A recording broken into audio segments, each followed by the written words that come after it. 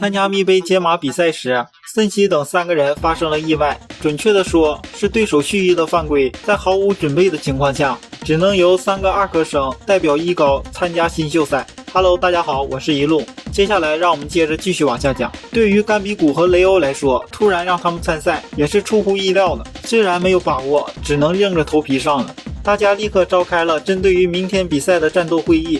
密杯解码获胜条件是使对方的队伍无法进行战斗，或者是将密杯解码的密码输入到终端。为了读取隐藏的密码，必须对着密杯释放射程为10米的专用魔法。雷欧担当后卫，保护密杯，阻止敌方的人员进入密杯10米的范围。如果对方使用了专用魔法打开了密杯，就立刻阻止他们读取密码。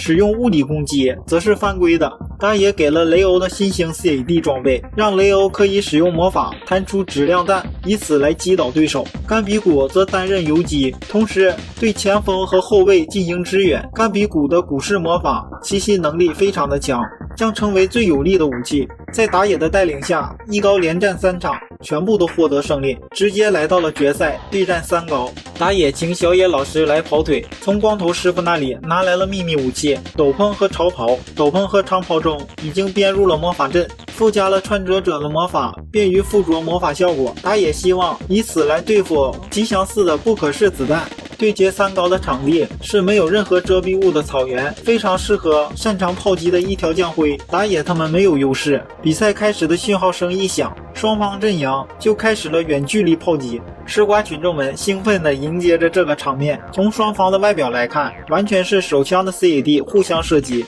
同时走向对方拉近距离。打野右手的 CAD 负责攻击，左手的 CAD 则发动防守。至于将辉则是放弃了防守，专注于攻击。原本就相差甚大的攻击力，这样一来差距就更加的玄乎了。将辉的每一发射击都蕴含着决定性的打击，而打野的射击只能达到牵制的作用，魔法完全不具备威力。正在遭受着攻击的打野在这种压力下依然正确的前行，使用着魔法，这份精神令人惊呼。到目前为止只是简单的过招，但是每接近一步，打野就更加被迫专心于防守，同时攻击次数也在逐渐减少。打野正在使用的是震动系统魔法，但是打野在前3场比赛中使用的都是无系统以及加重魔法，能在短时间不到2个小时之内就改变了自己的启动式搭配，真是高手。这让吉祥寺不禁地感叹道。吉祥寺从将辉身后迂回，从外围冲向一高的侧边。前进的吉祥寺在距离一高阵地的100公尺处被雷欧拦下，使得比赛进入了白热化的阶段。吉祥寺射出了不可视子弹，雷欧脱掉斗篷，斗篷竟然能在摊开的情况下立在那里，如同一面黑色的墙。健壮的吉祥寺改变了自己的攻击目标，攻击在雷欧身后的甘比古。然而他的双眼朝黑色长袍对焦的瞬间，远视瞬间的丧失，如同失焦的光感照片。雷欧见状，对吉祥寺展开了攻击，剑刃从他头上劈下，在无法回避的情况下，吉祥寺闭上了双眼。但是这时雷欧却发出了撕心裂肺的吼声，原来是将辉赶到，替吉祥寺进行绝围。吉祥寺使用加重魔法对准甘比古，使甘比古无计可施，往侧边坠落。就在将辉分析的一瞬间，打野将双方的距离拉近到了5公尺。以打野的体术，这是仅仅1步的距离。将辉的脸上出现了惊慌的表情，可能是他是拥有实战经验的士兵，对于强大的威胁直觉。将辉使用了威力超过大会规定的10连发压缩空气弹攻击打野。打野在刹那之间就判断，使用了解体术士进行阻挡。但是解体术士仅阻挡了14发子弹，最后2发直接命中打野。将辉看到打野倒在自己的脚边，心里想到大事不妙。在他发动魔法之后，立刻察觉自己在危机感驱使的情况下使用了超出规定威力的魔法。在这一瞬间，裁判或许没有发现，并没有举起红牌，但是他却明白自己的犯规行为足以剥夺他比赛的资格。打野这边，他的潜意识开始进行思考，肋骨骨折，肝脏血管受损，预测大量出血，战斗力下降超过允许级别，自我修复式自动启动，魔法师载入，从备份中载入个体情报体核心资料，开始修复，修复完毕。潜意识领域情报处理速度远远凌驾于有意识的情报处理速度。在他的意识被击倒时，身体已经修复完成。打野迅速站了起来，伸出手在将辉耳边打了一个响指。打野的响指发出了匹敌音爆手榴弹的爆炸声音，这个声音轰得观众席鸦雀无声，就连正在战斗的吉祥寺也转身停止了行动。将辉瘫软倒地，打野也无力地跪下，打出响指，然后增幅声响，通过巨大的声响导致鼓膜破裂和3个半管损伤，使将辉无法进行战斗。见到将辉倒地，吉祥寺陷入了混乱，无法相信自己的眼睛。这时他的伙伴喊道：吉祥寺快躲开！本应该在后方防守的队友朝着吉祥寺大喊。吉祥寺猛然地回过神来，甘比古气喘呼呼地晃动着长袍，站起身来瞪着他，朝吉祥寺释放魔法。打野已经将将辉打倒，甘比古也要打倒吉祥寺，这股意志支撑着他。寄宿在长袍里的影之精灵使甘比古的身影变得模糊，就这样在吉祥寺面前施展了一连串的魔法，地面开始震动。甘比古右手边的地面出现了裂痕，直指吉祥寺的脚边。吉祥寺使用了加重减轻与移动的复合魔法，尝试着跳跃到空中，但是他的脚却无法离开地面。甘比古施展魔法让草缠住了他的脚踝，虽然吉祥寺成功的摆脱了缠在他脚踝的草，但是甘比古使用了雷童子的雷击，将吉祥寺从空中击落。甘比古在确认吉祥寺已经被击落的时候松了一口气，此时的三高只剩下了最后一名选手，他向甘比古施展了魔法攻击。甘比古所剩下的魔法根本无法控制精灵进行阻止了。就在他认为自己已经输了的时候，一个黑色的物体挡在了他的面前，阻挡了攻击。雷欧咆哮着让自己手中的大刀弹出了一个质量体，击倒了最后一名选手。一高胜利的欢呼声如同雷动，此刻的深雪喜极而泣，泪如雨下的凝视着赛场。哥哥打野也虚弱的起身向他挥手致意。不过另一方面，香港的黑帮已经被逼到绝境，要是这样让一高得冠，他们将会惨赔1个亿，而且还是美金。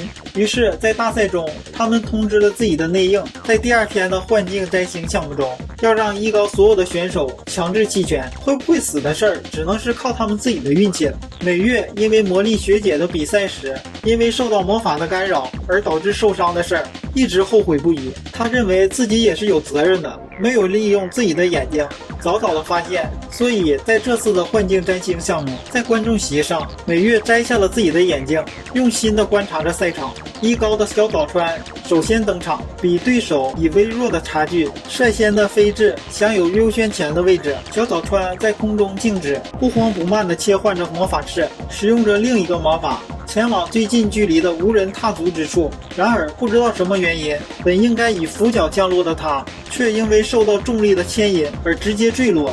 幸好主办方准备了防护措施，让小早川并无大碍。但是这次的魔法失败导致的危险体验对他的心理创伤应该很大，很有可能导致他不再相信魔法。此时发现有问题的美月立刻打电话给打野，说出了小早川的 CAD， 当时发出了微弱的光芒，好像是精灵啪的一声爆裂的感觉。很遗憾，第一高中的第1场比赛是中途弃权。接着第2场的比赛出场的是深雪，打野将深雪的 CAD 拿去做检查，检查人员从他的手中接过 CAD 后放在检验机上，一看显示的是斯波深雪，便马上开始对 CAD 做手脚。但这一切哪能瞒得住打野？打野将检验员从桌子另一边拉了出来，摔在地上。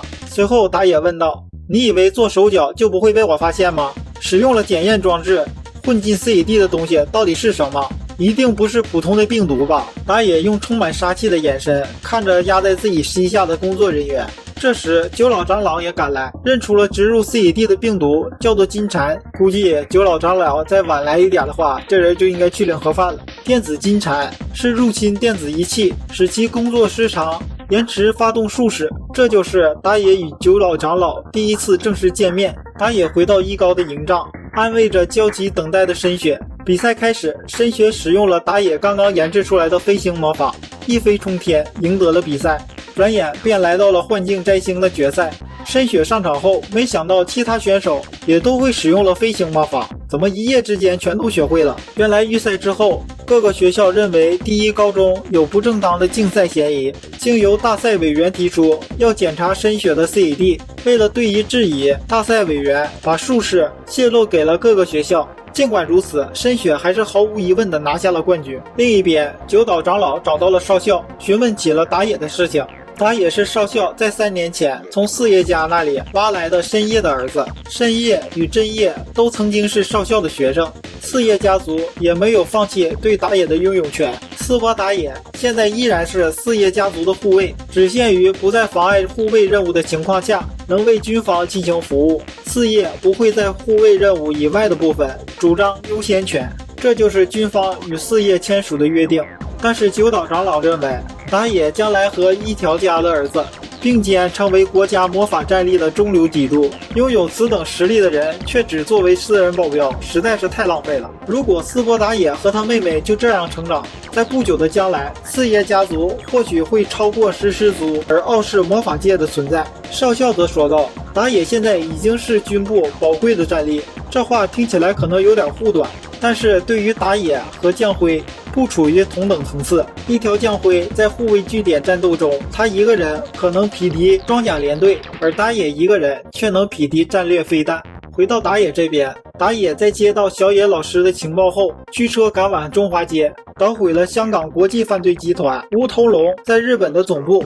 他们不会再对九校站出手，同时会撤离日本。在打野的威逼下，同时获悉了他们的首领叫孙公明，无头龙杀了多少人，留下了多少活口，对于打野而言全都是无关紧要。但是他们却碰触了打野的底线，作为兵器而制造出来的打野释放了自己封藏已久的恶魔力量，正是他们激发了打野唯一的情感妹妹深雪。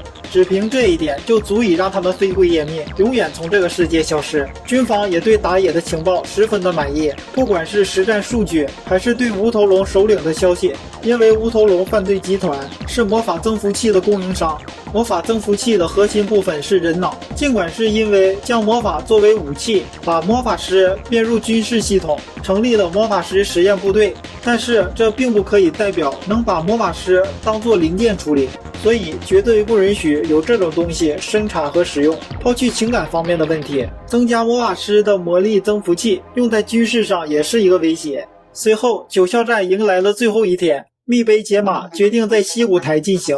艺高参赛的选手是以石文字为首的3名成员。比赛开始，石文字靠着魔法屏障一步步坚实地向敌阵前进。第3高中的选手无法阻止也无法回避，密杯解码决赛就此落幕。这是为第一高中获得总冠军的成绩锦上添花的完全胜利。联赛后的联合晚宴上，气氛和2周前截然不同，笼罩着一片祥和。石文字也和打野过来搭话，他们来到了花园。石文字开门见山地表示，他会在石狮族的会议上以石文字家助理魔法师的身份建议打野成为石狮族，同时建议石狮族的七草作为打野的结婚对象。因为打野战胜了象征着魔法最高权力的石狮族下任当家一条将辉，其意义比想象的要沉重得多。喜欢的小伙伴们还请点赞、留言、关注。